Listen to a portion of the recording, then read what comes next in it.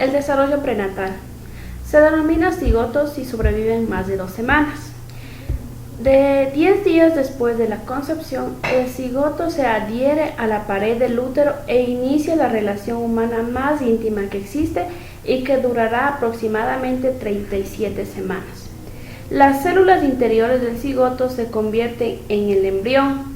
Durante las 6 semanas siguientes, los diferentes órganos comienzan a formarse y a funcionar.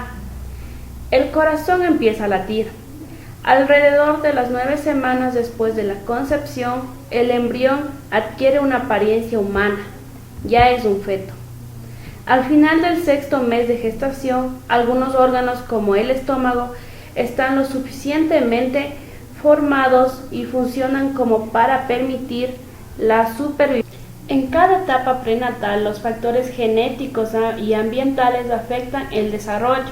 La placenta, que se formó a medida que las células externas del cigoto se adhieran a la pared uterina, transfiere los nutrientes y el oxígeno de la madre hasta el feto, el tiempo que filtra muchas sustancias que pueden ser perjudiciales. Por ejemplo, si una embarazada consume alcohol, puede predisponer a sus hijos el consumo de esto. El recién nacido. Después de haber superado los peligros prenatales, los recién nacidos cuentan con reflejos perfectamente adaptados para la supervivencia. Retiran los miembros para evitar el dolor. Si una tela les cubre la cara e impide respirar, estos rotan la cabeza a un lado o al otro y tratan de quitársela. Muchas veces los padres suelen sorprenderse por la secuencia coordinada de reflejos que siguen sus hijos para obtener alimento. Por ejemplo, si algo toca sus mejillas, los bebés abren la boca y buscan vigorosamente el pezón. Esta acción, a su vez, requiere una secuencia coordinada de movimientos de lengua, la deglución y la respiración. Además de estos reflejos que tienen los bebés, también estos tienen la capacidad de reconocer imágenes y sonidos, ya que estas les llama mucho más la atención y les facilita para una integración social. La niñez y la lactancia. Durante la lactancia, un bebé pasa de ser un recién nacido a deambular, y durante la niñez de deambular a ser un adolescente. El desarrollo del cerebro. Cuando nacemos tenemos la mayor parte de neuronas, pero el sistema nervioso está tan inmaduro y cada vez que crece las redes neuronales se hacen cada vez más complejas. De los 3 a 6 años los lóbulos frontales se desarrollan y es lo que permite la capacidad de atención y conducta. El desarrollo motor facilita la coordinación física. Aprende el niño primero a tambalear antes de enderezarse y luego gatea en 4 antes de caminar. Esto no se da por un reflejo ni por imitación, es la maduración del niño, porque incluso hasta los niños ciegos también gatean y caminan. También existe un control esfíntere de su vesícula y también anal, ya que en esta etapa ellos no pueden controlar esto. Y aunque haya un tipo de castigo, ellos no pueden hacer nada. La maduración y la memoria del niño. La memoria desde los 5 años y medio, 4 a 5 años, la memoria infantil desaparece y solo se recuerda experiencias vivas. El desarrollo cognitivo.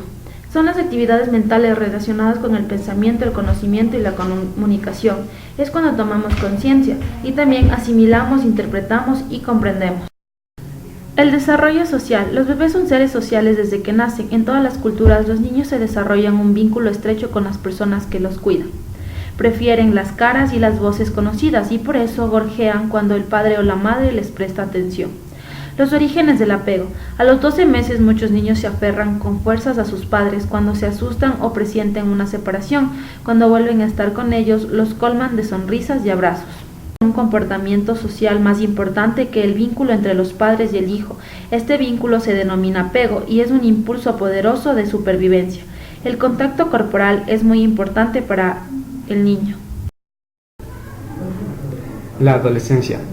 Muchos psicólogos creen que los rasgos se fijan cuando somos niños, pero en realidad, psicólogos evolutivos afirman que la vida es evolutiva. Esto quiere decir que vamos cambiando nuestros rasgos y perfeccionándolos conforme va pasando el tiempo. En la adolescencia aparece el rasgo sexual, la atracción hacia el sexo opuesto. También aparece la independencia, el querer ser independiente cuando no podemos serlo, más también de identidad, de querer encajar en una sociedad o en un grupo. Tenemos también el periodo de conflictos y la adolescencia comienza con la pubertad, la etapa en la que se alcanza la madurez sexual. La pubertad trae una oleada de hormonas que pueden intensificar los estados de ánimo y que desencadenan un periodo de 2 años de desarrollo físico rápido, por lo que generalmente empieza a los 11 en las niñas y alrededor de los 13 en los niños. Primarias y secundarias. Las primarias son los órganos reproductores. Estos se desarrollan normalmente al pasar del tiempo.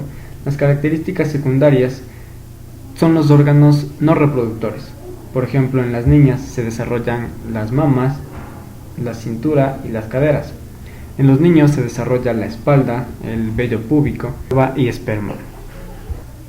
El desarrollo cognitivo. Cuando los adolescentes se vuelven capaces de reflexionar acerca de lo que piensan ellos mismos y de lo que piensan el resto de las personas, comienzan a imaginar lo que la gente piensa de ellos.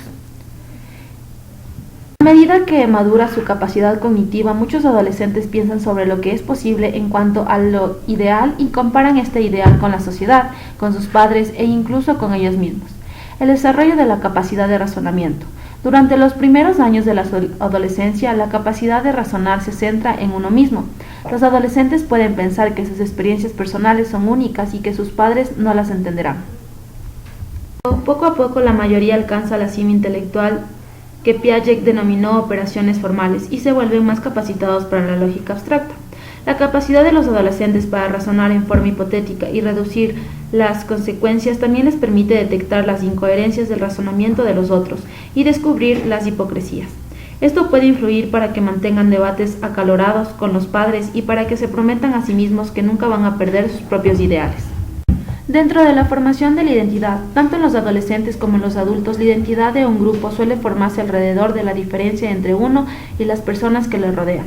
Al vivir dentro de la formación de la identidad, tanto en los adolescentes como en los adultos, la identidad de grupos suelen formarse alrededor de la diferencia entre uno y las personas que le rodean. Para pulir el sentido de la identidad, los adolescentes de las culturas occidentales por lo general prueban diferentes yo en situaciones diversas, tal vez actuando de manera diferente en el hogar, con los amigos, su forma de vestir, su forma de actuar, entre otras.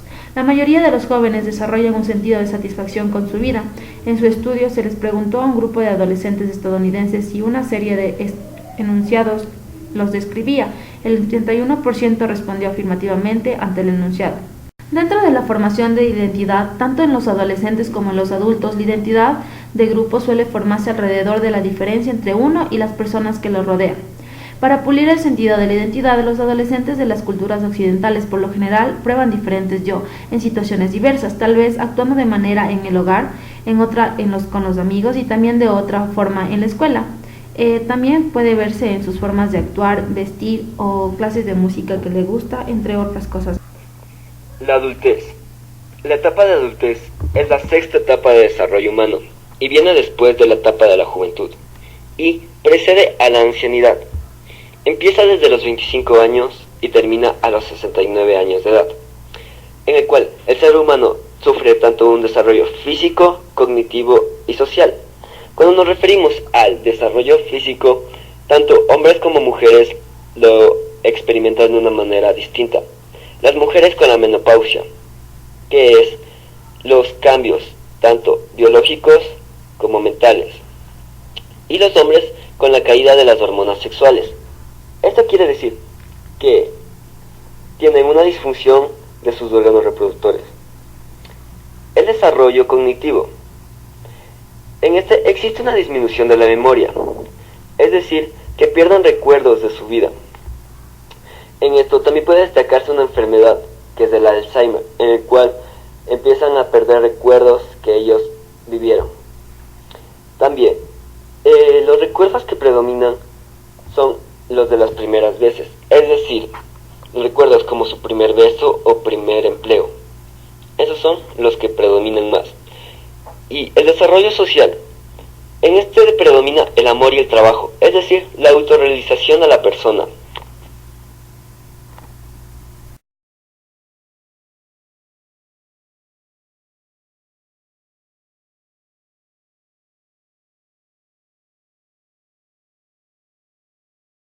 Dentro del desarrollo social, cuando las personas cumplen 40 años, empiezan a vivir una transición hacia la edad adulta media, un tiempo en el que comprenden que la vida pronto va a estar detrás de ellos en lugar de estar adelante.